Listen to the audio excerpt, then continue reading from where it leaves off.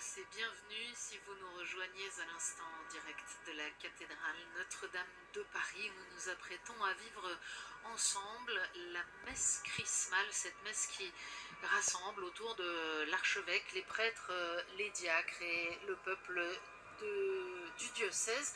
Elle est célébrée le lundi, le mardi ou le mercredi de la semaine sainte selon les diocèses, parfois même jusqu'au jeudi matin. Et c'est en direct de la cathédrale parisienne que nous allons donc vivre cette messe chrismale célébrée dans chaque diocèse avec la joie toujours renouvelée de pouvoir bénéficier de la beauté de la cathédrale parisienne retrouvée.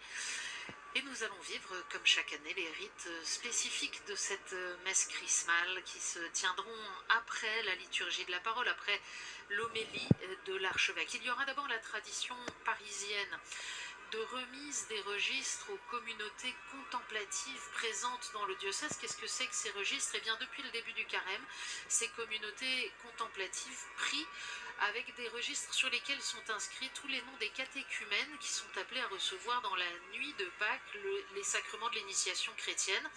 Et ils les ont portés dans la prière comme ça pendant tout le carême.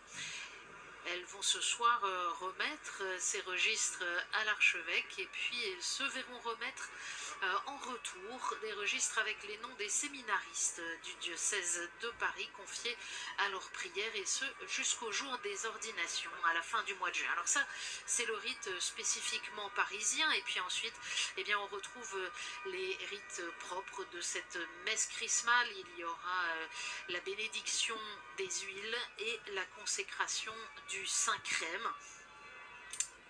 Donc l'huile des catéchumènes, l'huile des malades et le Saint-Crème qui sert à la célébration des sacrements, qui imprime un caractère, comme dit l'Église, c'est-à-dire le baptême, la confirmation, l'ordination, qui sont des marques définitives.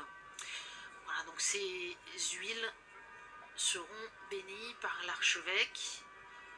Plus précisément, chaque huile des malades et des catéchumènes sera bénie et le Saint-Crème consacré.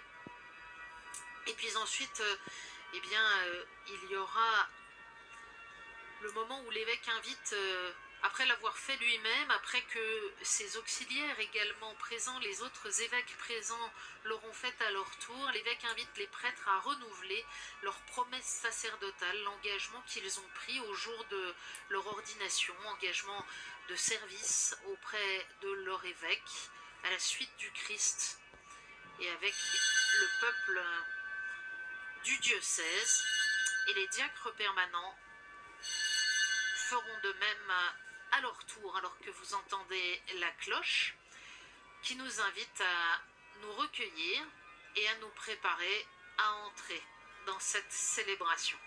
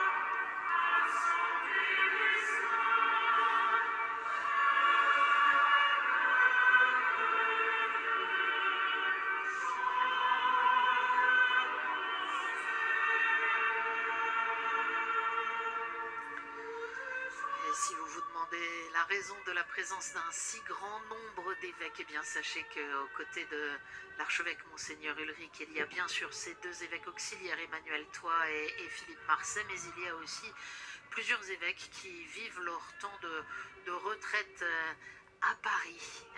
C'est le cas par exemple pour l'ancienne évêque du Sahara, Monseigneur Rowe, pour Monseigneur Doré, Monseigneur Ray ou encore Monseigneur de Germigny, et qui participe donc ce soir avec les ornements sacerdotaux dessinés par Jean-Charles de Castelbajac à l'occasion des Journées mondiales de la jeunesse qui se tenaient à Paris en 1997.